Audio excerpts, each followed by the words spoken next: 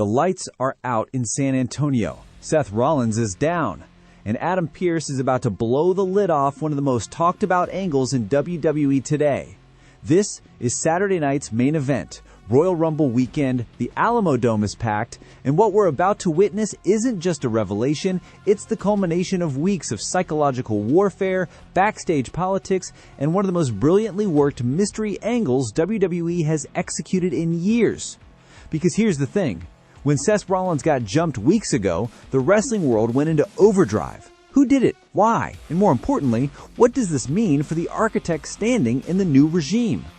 Tonight, we get answers. Tonight, Adam Pearce steps into the ring and does what authority figures rarely do anymore. He makes a match feel like it matters. Welcome to WRESTLE Core. I'm your host, and before we dive into the chaos, I need you to do something for me. If you're part of the core team, hit that like button right now. If you're not subscribed, what are you waiting for? We're building something special here, and every single one of you matters. Share this with your wrestling friends. Let's grow this community together. Now let's get into it. To understand the gravity of what happened at Royal Rumble SNME, you have to rewind the tape. Seth Rollins has been in career purgatory. Not buried, but not elevated either. He's the consummate company guy. The workhorse who can deliver a 5-star classic with anyone, the promo wizard who can sell ice to an Eskimo, and the locker room leader who puts over younger talent without hesitation. But here's the problem. Being the guy who does everything often means you're not the guy. Weeks before the Royal Rumble, Rollins was ambushed, blindsided, left laying in a heap backstage. No cameras caught it, no witnesses came forward, just Seth selling like his career depended on it, and the entire WWE universe speculating like it's 1998 all over again. The internet exploded. Was it CM Punk? Was it a returning star? Was it someone from NXT looking to make a statement? The beauty of this angle was the ambiguity. WWE didn't give us immediate answers. They let it breathe. They let the mystery marinate. And that's old school booking, baby. Seth cut promos demanding answers. He called out Pearce. He questioned WWE security. He played the paranoid veteran to perfection, looking over his shoulder, trusting no one, building sympathy while maintaining that edge that makes him so damn compelling. Meanwhile, Adam Pearce, the on-screen authority figure who's become one of the most underrated performers in WWE, played it cool. He promised an investigation. He promised accountability. And he promised that at Saturday night's main event, during Royal Rumble weekend, he would reveal the truth. The stakes? Seth Rollins' credibility, his position in the pecking order, and potentially his path to WrestleMania. This wasn't just about who threw the punch. This was about whether Seth Rollins still mattered in Triple H's WWE. The Alamo Dome is electric. Royal Rumble weekend brings out a different kind of crowd. These aren't casual fans. These are diehards. The ones who know the difference between a German suplex and an exploder. The ones who chant for work rate and pop for callbacks. Seth Rollins makes his entrance, and you can feel the tension. He's not doing his usual theatrics. No cackle, no slow burn. He's focused, intense. This is a man who needs answers, and he needs them now. Adam Pearce is already in the ring, suit and tie, microphone in hand. He's playing this like a courtroom drama, and the crowd is hanging on every word. Pearce starts with the facts. He recaps the attack. He acknowledges the speculation. He addresses the WWE Universe's frustration with the lack of information. And then he drops the hammer. Seth, I know who attacked you. Pop. Massive pop. The crowd is on their feet. Rollins is pacing. He's demanding a name. He's playing this with such intensity that you forget you're watching a predetermined angle. That's the mark of a true professional. Pearce pauses. He lets the moment breathe. And then he says it. But I'm not going to tell you here. Heat. Nuclear heat. The Alamo Dome erupts in boos. Rollins looks like he's about to snap. He gets in Pearce's face. The crowd is chanting. Some want the name. Some are chanting for chaos. It's beautiful pandemonium. Here's where the psychology gets brilliant. Pearce isn't being a heel. He's being a realist. He explains that revealing the attacker's identity on live television could compromise the investigation. It could lead to legal ramifications. It could put the attacker in a position to flee or retaliate. And Seth sells this like his world is collapsing. He's not angry. He's hurt, betrayed. Not by the attacker. He still doesn't know who that is. But by the system, by management, by the same company he's bled for. The selling here is masterclass. Rollins isn't screaming. He's not throwing a tantrum. He's quietly seething. His body language tells the story. The slumped shoulders, the 1,000-yard stare, the slow nod of resignation. And then Pearce offers the olive branch. I'll tell you backstage, right now, but it's not going to be what you expect. Rollins takes the bait. He leaves the ring. The crowd is buzzing. Speculation runs wild. And we transition to backstage. This is where the segment could have fallen apart. Backstage segments on live television are risky. They can feel flat, overproduced. But not this one. The camera follows Rollins and Pearce into a private office. The door closes. We're on the outside. We hear muffled voices. We hear something crash. And then silence. The door opens. Rollins walks out. His face says everything. He knows, and we don't. Cut to commercial.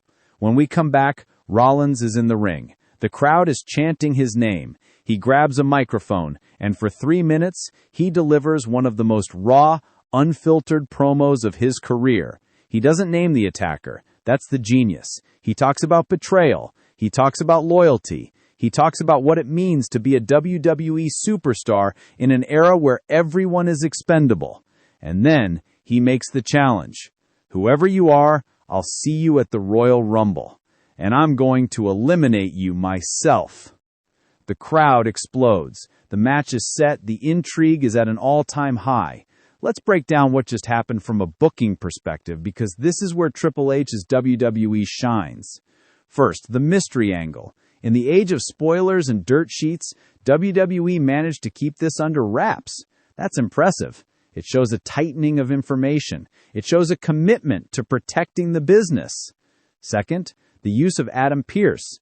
For years, authority figures in WWE were overbooked. They were the story. But Pearce, he's a facilitator. He's there to move the plot forward, not dominate it. And his performance here was perfect. Third, the decision to withhold the name. This is risky. You run the danger of the crowd feeling cheated. But WWE played it smart. They gave us enough. Rollins knows, and he's going to act on it while still keeping us in the dark. That's how you build to a pay-per-view. Now the backstage reality. Who was the attacker? Based on the build, the logical conclusion points to someone who has history with Rollins, someone who can benefit from the rub, someone who's ready for the next level. The rumor mill suggests it could be Bronson Reed, who's been on a tear lately. It could be someone from NXT looking to make a statement. Or it could be a returning star looking to reinsert themselves into the main event picture. Whoever it is, the booking here is designed to do one thing. Make Seth Rollins feel important again. And here's the thing. It's working. Rollins has been floating in the mid-card for months. Great matches, but no clear direction. This angle gives him purpose. It gives him a feud. It gives him a reason to be on television every week. But more than that, it reestablishes him as a top-tier performer who can carry a storyline. Because let's be real, not everyone can make a mystery angle work. You need someone who can sell the paranoia, the frustration, the eventual payoff. Rollins can do all of that in his sleep. From a creative standpoint, this is how you book a veteran. You don't bury them. You don't forget about them. You give them angles that remind the audience why they're a star in the first place. And the Royal Rumble wrinkle? Brilliant. Because now every single entrant in the Rumble is a potential suspect. Every elimination Rollins makes is loaded with subtext. Every near elimination of Rollins himself becomes a potential reveal. That's layered storytelling. That's what wrestling should be. So where does this sit in the grand scheme of WWE storytelling? On a scale of forgettable Raw segment to iconic angle that defines an era, this lands somewhere in the upper tier. It's not Austin McMahon, it's not Punk's pipe bomb, but it's a damn good example of how to execute a mystery angle in the modern era. The pacing was perfect, the performances were top-notch, the crowd was invested, and most importantly, it set the stage for a Royal Rumble that feels must-see. Seth Rollins walked into Saturday night's main event as a guy who needed a win. He walked out as a guy with a mission. That's character development. That's momentum. Adam Pearce proved once again that he's the most underrated on-screen performer in WWE. He didn't overact. He didn't undercut the star. He did his job, and he did it well.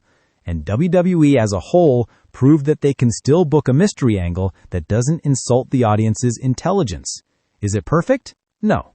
Some fans will gripe about not getting the reveal immediately. Some will say the backstage segment was too vague. But those critiques miss the point. Wrestling is about the journey, not just the destination. And this journey has been compelling television. Give me more of this. Give me more long-term storytelling. Give me more angles where the payoff is worth the wait. Because that's how you build stars. That's how you build feuds.